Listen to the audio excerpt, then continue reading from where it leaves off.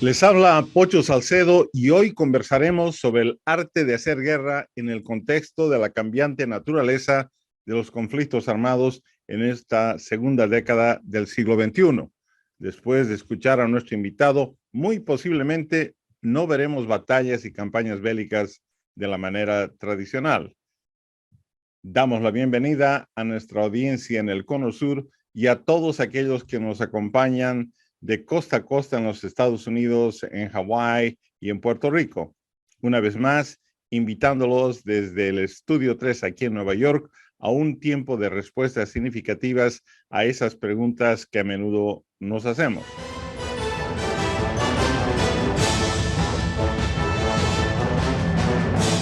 La convergencia de nuevas tecnologías y las campañas bélicas desde la creación de supersoldados, estrategias y armamentos innovadores, sumados al uso de inteligencia artificial, han cambiado la naturaleza de la guerra.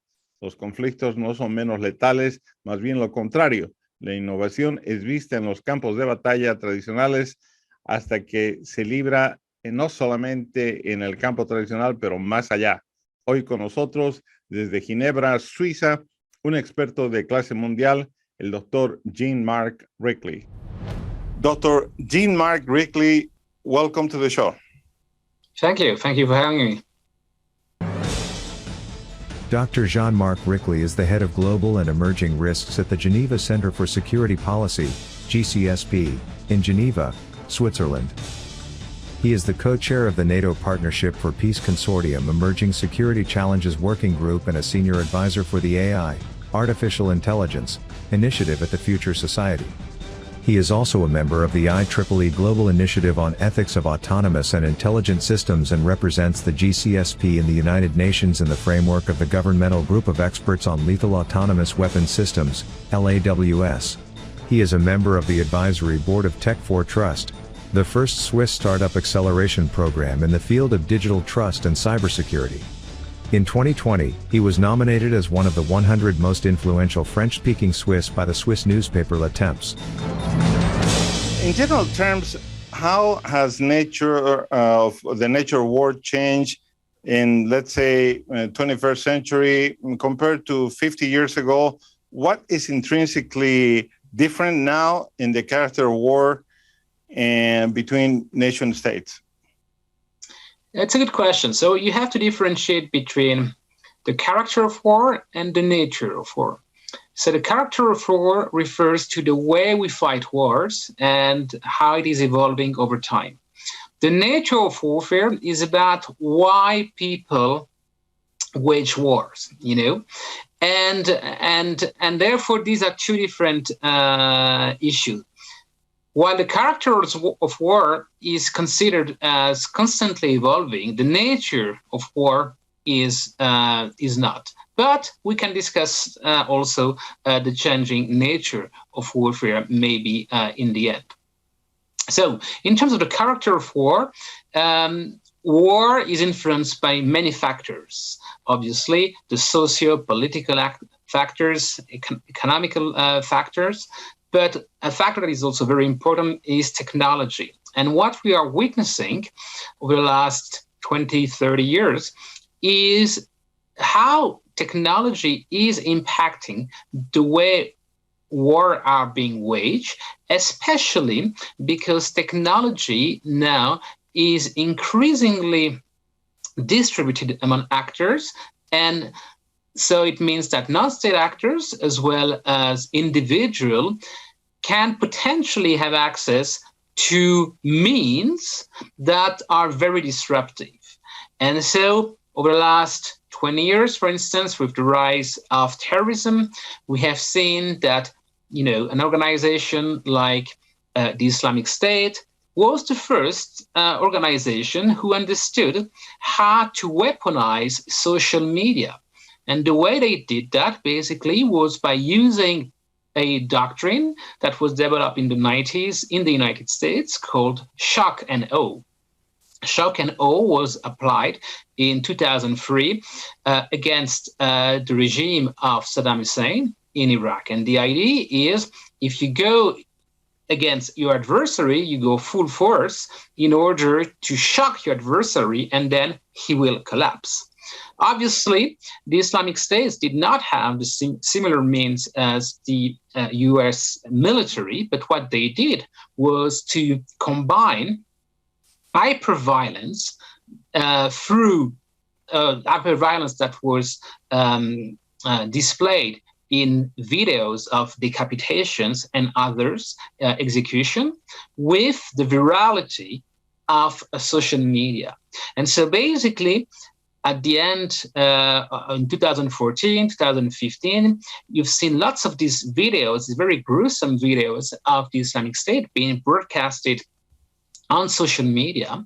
And you, as a users of the social media, for instance, Twitter, if you would watch them and then comment on these videos or like a video or retweet this video, you were contributing, in the disinformation or the influence operation of the Islamic States. You were contributing to propagating, if you want, the terror that the Islamic States wanted to do. And so what is interesting here is that you can see that each of us as individual can potentially participate in a war effort. Similarly, these days, if you look at the war in Ukraine, one of the first measures that the government of Ukraine did, the Ministry of Digitalization, was to establish a Telegram channel to set up the IT army of Ukraine. And now this channel has more than 300,000 subscribers. And basically on this channel, it is done to aggregate people that could actually help the Ukrainian armed forces and government to wage a cyber war against Russia. So we're talking about democratization of the digital technologies, which include all sorts of new technologies, some of them cutting edge, and then moving into disruptive applications. If you want to do that, not only by state actors, but by individuals or organizations.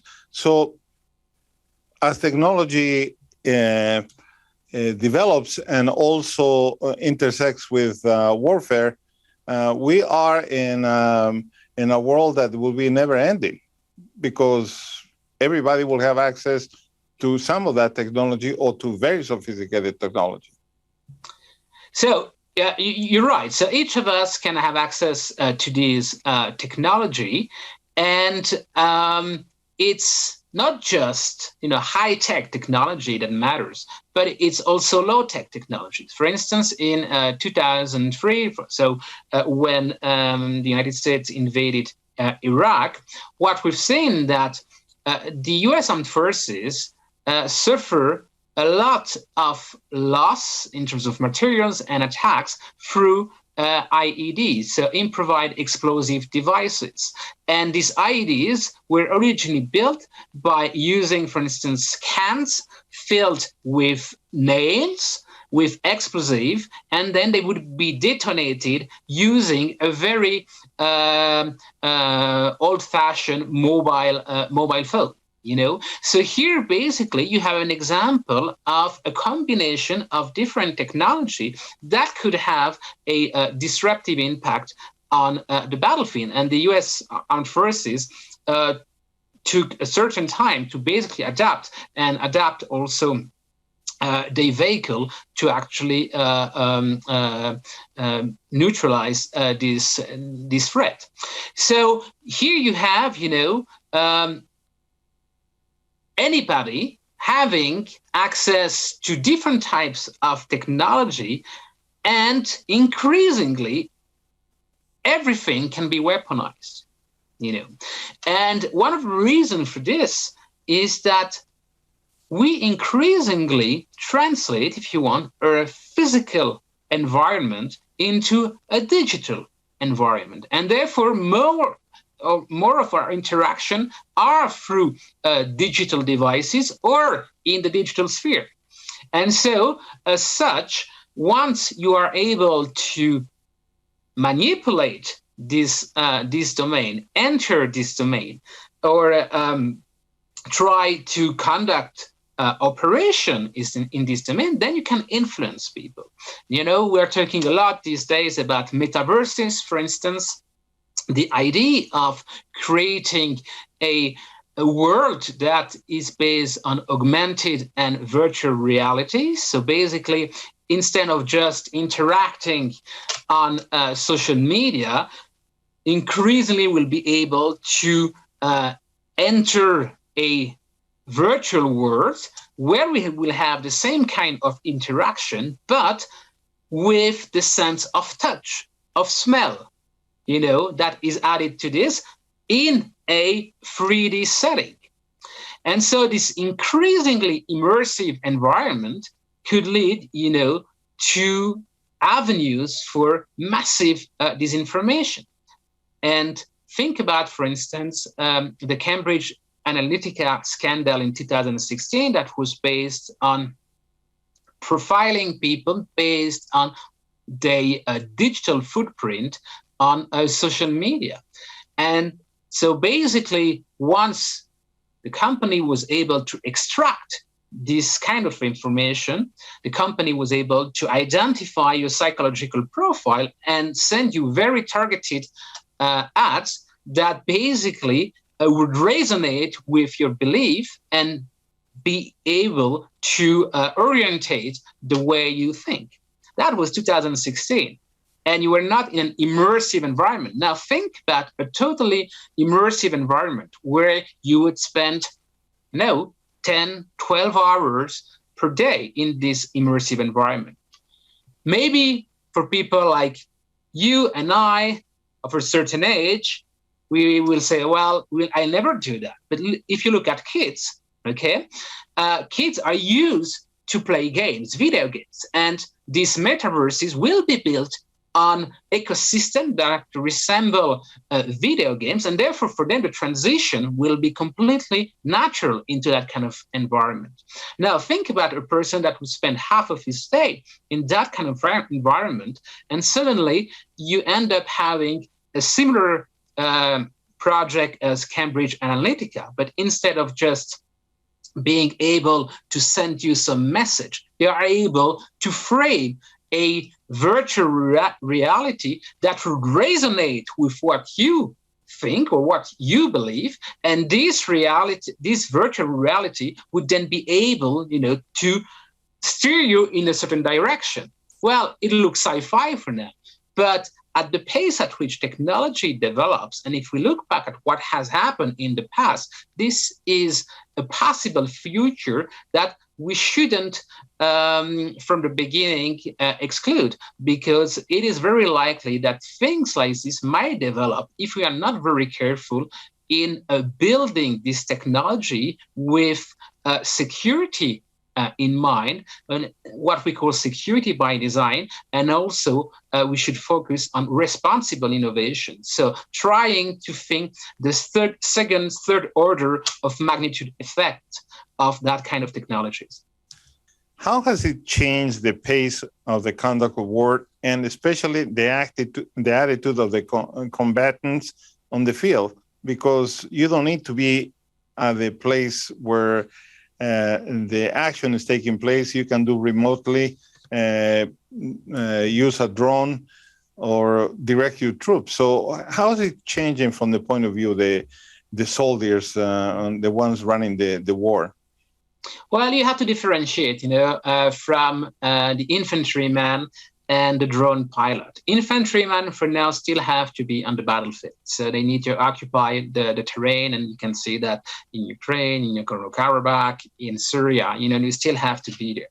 But it is true that for drone pilots, it's a completely different experience, especially if you consider the drone pilots in the United States that are based in Nevada and that are piloting drones that are flying over the Middle East. So basically, mentally, you have to get accustomed that you go to work. So in the morning, you leave your home and your kids. You go to to work, and you are in a setting like a simulator, but the screen basically reflects reality, and you conduct missions, and sometimes lethal missions. And in the evening, basically, you go back home and you go to your kids. So think about the cognitive dissonance between these different experiences. When you are on the battlefield and you are under fire, and you sleep on the battlefield, you don't have this kind of completely different experiences. And so that has led to some of these drone pilots to experience PTSD diseases, post-traumatic stress disorder, because at one point you have to be able to deal with that kind of two different environments. Thank you very much. We'll be right back. We just took the first two steps on this long journey. We will be right back. There's so much more coming. Thank you.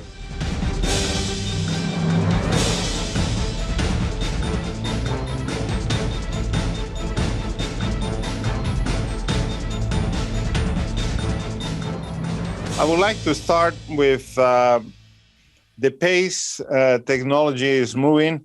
How is it developing, and how is it interacting with warfare?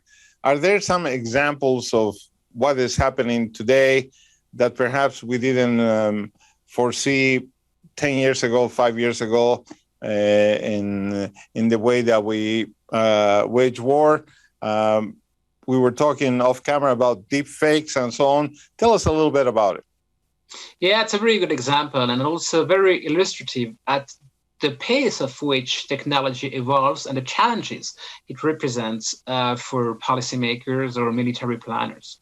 So if we take the example of deepfake technology relies on GANs technology. So it's generative adversarial network. And this technology was scientifically invented in 2014. The first time that a deepfake video was produced, it was at the end of, it was in December 2017. And so since then, what we have seen a proliferation of deepfake videos, almost 15,000 videos in 18 months. Most of these videos were porn videos. But then, some people also try to use this deepfake technology for military purposes. And so what we've seen recently in Ukraine was the first deepfake video used in warfare.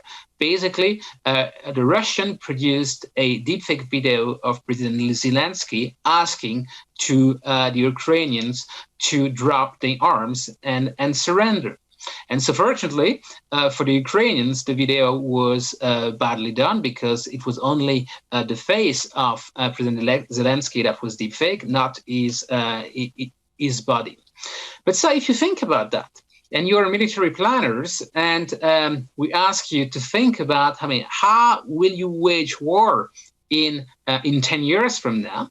It meant that in 2014, the military planners would have had to imagine a technology that did not exist scientifically at the time, and 10 years later would be used in combat operation in a military context.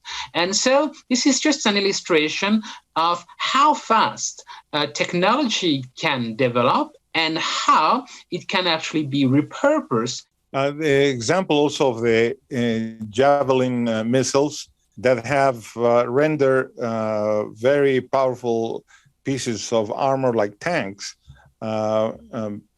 ineffective. And now this is, for example, in the conflict between Russia and Ukraine, we see how the tanks are playing an important role, but also they are being exposed to being destroyed at a faster pace we ever imagined. That is correct. And this is a trend that we've seen already emerging with the Nagorno-Karabakh conflict. So basically, if you want to conquer territory, you need to have heavy weapons, and tanks are the weapons of choice because it offers protection and firepower. But what we have seen with developments of these man-portable munition, these manpads like the Javelin missiles or the NLO missiles, is that they have been very successful on the battlefield because they have been developed and built so that they are not hitting the tanks on the side where it is the stronger, but basically they hit the tank from the top, and therefore they can just penetrate the protection and just explode. And that has been very successful on the battlefield. And compared to the price of a tank, also it is economically very interesting because the ratio between the offensive weapons and the tank is in favor of this. Of this missile. Another example that is also very interesting is the use of weaponized drones, notably these TB2 Turkish drones that have been used on the battlefield in Nagorno-Karabakh, also in Ukraine. So basically, it is drones that are able, that have a camera that can identify the target and drop a bomb. But also you have what we call loitering munition, like the Harpies or Harab drones, Israeli drones, that are drones. The loitering munition is a munition that is sent over a battlefield and has been trained to identify a specific signal or radiation or a specific shape. With all these smart weapons, guided missiles, how has collateral damage been diminished? I mean, do you see an appreciable change, or just the weapons are much stronger, much more powerful, and collateral damage still where it was in the earlier years? Well, there's a difference. If you look at the number of weapon you needed to destroy a single target during the Second World War, which was several thousand weapons, compared to the number of weapons that you need now, basically it's one missiles that is able to destroy one target. So the type of carpet bombing effect that we used to have during the Second World War has been drastically reduced, unless you willingly bomb an entire city, which is probably what we are witnessing in some cities in Ukraine right now, Mariupol. But it doesn't mean that because these weapons are accurate that there are no collateral damages. As a matter of fact, there has been studies about US drone strikes in conflict, notably in Yemen and other conflict in the Middle East, where there has been lots of collateral damages, or you identify a target and it turns out that suddenly you have civilians showing up, or as we've seen over the last 30 years, and it has been there even longer, but increasingly belligerents are putting the headquarters, command and control, or hiding with civilians, in order to hide. And if some soldiers or belligerents hide in a hospital and you target this hospital, is bound to be collateral damages. So although the technology is more accurate, doesn't mean that so far the war are cleaner. Now, when it comes to technology and civilians, there are some development that are also disturbing, especially when it comes to information. The number of videos that of soldier that you can see, dead soldier or injured soldier, or even alive soldier that you can see on social media. Normally, that they should be protected, the identity of the soldier. What you wish you knew at the beginning of your career that you know now, would have made for you a lot easier to understand the progress, the reach and the scope of warfare? Yeah, that's a good question. I think I grew up during the Cold War, and I remember that during the Cold War, we were schooled by people saying like, yeah, I mean, if anything happens, it's going to be the end of the world. It's going to be Armageddon. And it is true. I mean, if the Cold War would have turned hot, not much of humanity would have remained. But apart from that, people also say it was a complex game.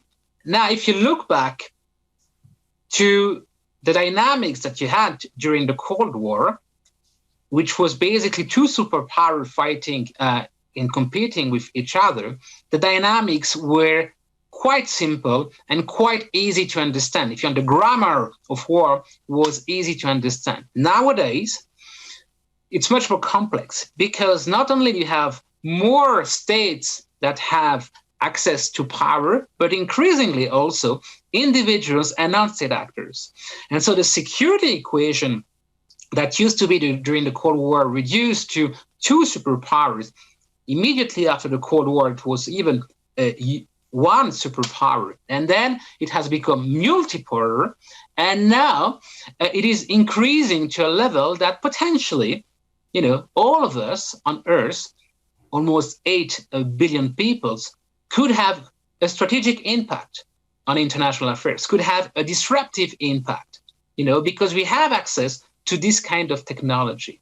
So here for me, and this is also my biggest concern, is how do you make sure that nothing bad will happen? Which governance system do you set up to prevent, malicious actor from actually using this technology for negative and malicious purposes?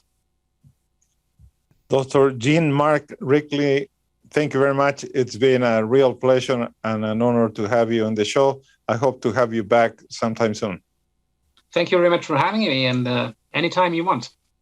Thank you. Thank you.